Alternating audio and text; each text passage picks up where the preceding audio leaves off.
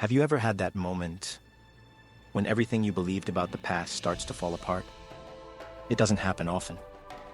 Most of the time, we go through life on autopilot: school, work, scrolling, sleeping. And it all seems logical. There's science, there's history, archaeologists in dusty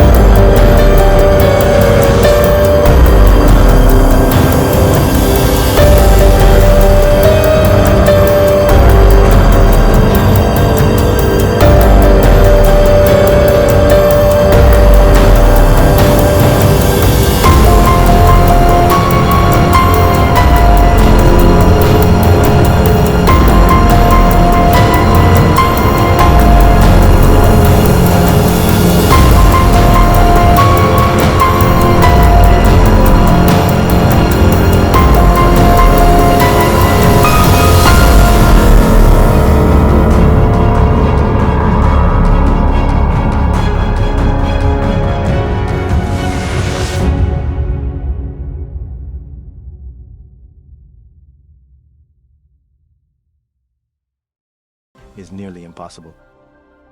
And here's the wildest part. Over 400,000 tons of rock were removed. Without cranes, without dynamite. Just chisels and hammers, according to mainstream history. Sorry, but no. That's not just architecture, that's something else. Chapter 3. The machine that shouldn't exist. Let's talk about one of the most mind-blowing discoveries ever pulled from the ocean. In 1901, sponge divers off the coast of the Greek island Antikythera found a strange, corroded lump of bronze. At first, it looked like trash, but inside, researchers discovered a complex system of gears. They scanned it, x-rayed it, and were shocked. It was a machine, a mechanical computer dating back to the 2nd century BC. It tracked the movement of the moon, the sun, planets. It predicted eclipses. It even had a calendar. Let me repeat that. Over 2,000 years ago, someone built a precision gear system more advanced than anything else found for the next 1,000 years.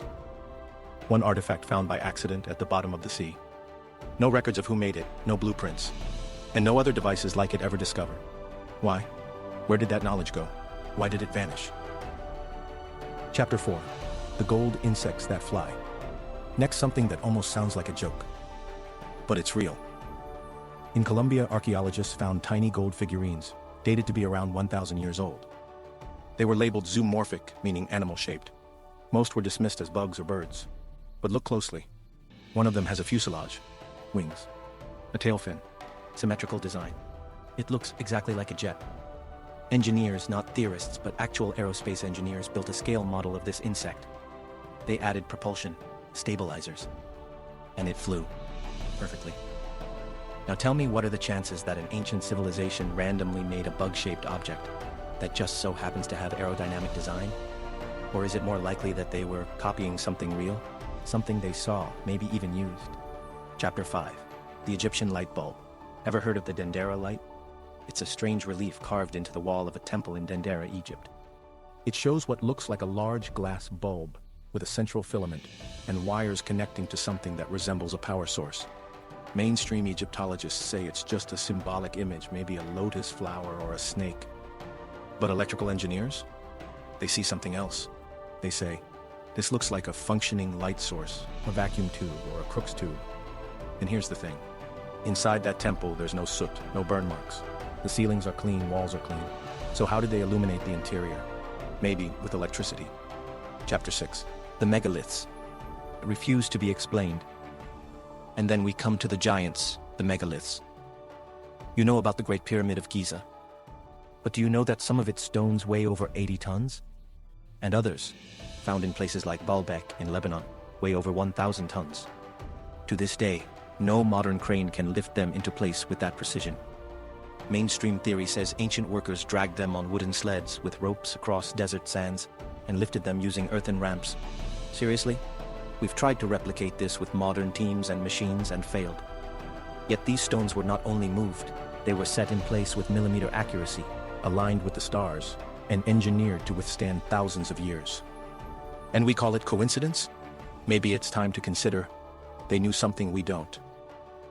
This is no longer about one strange temple or one weird machine. This is a pattern, a hidden layer of history. The evidence is scattered, buried, ignored. But once you start seeing the connections, you can't unsee them. Chapter 7. Why aren't we told about this? Here's the thing. These aren't fake stories or sci-fi tales. These are real artifacts. They've been photographed, documented, studied. You can find them in museums, academic reports, journals, even in forgotten travel logs.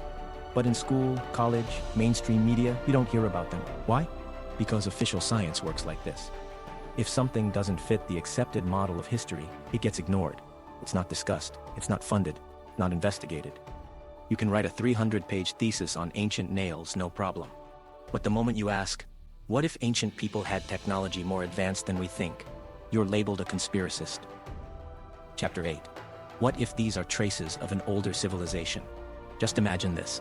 Thousands of years ago, there may have been other civilizations, highly advanced, but vulnerable.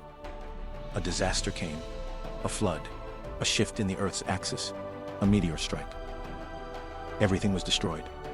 All that remained were ruins, stones, and myths. And we modern humans grew up on their ruins. And when archaeologists started digging, they found things that didn't make sense. But instead of admitting, we don't know, they said, that's impossible. Must be a hoax. Chapter 9. The strange traces keep appearing.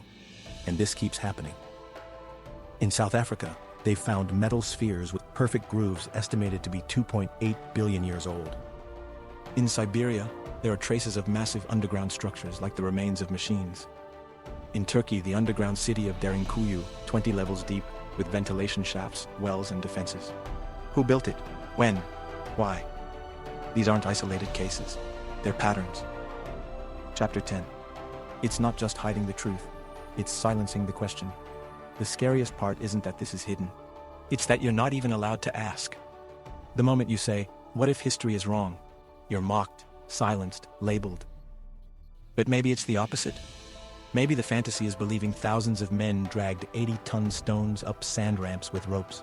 And logic is asking, what if they knew something we don't? Chapter 11. What if we're a civilization with amnesia? Maybe we're not the first. Maybe humanity doesn't move in a straight line. Maybe it moves in cycles. Civilization, rise, disaster, oblivion, again. Maybe we're just rebuilding what was once known. Maybe our progress is just the recovery of forgotten truths. Chapter 12. So what now? Now you've got a choice. You can forget this video, say, nah, that's nonsense. Or you can start looking for yourself. Read, compare, ask, doubt, think. Don't believe me. Don't believe anyone. Verify everything. Because truth isn't in the headlines. It's in the details. And once you start noticing, you can never go back. Final words. If you enjoyed this, like and subscribe. There are many more stories like this. Truths buried under layers of silence. And remember, history isn't what they told us. It's what we discover for ourselves.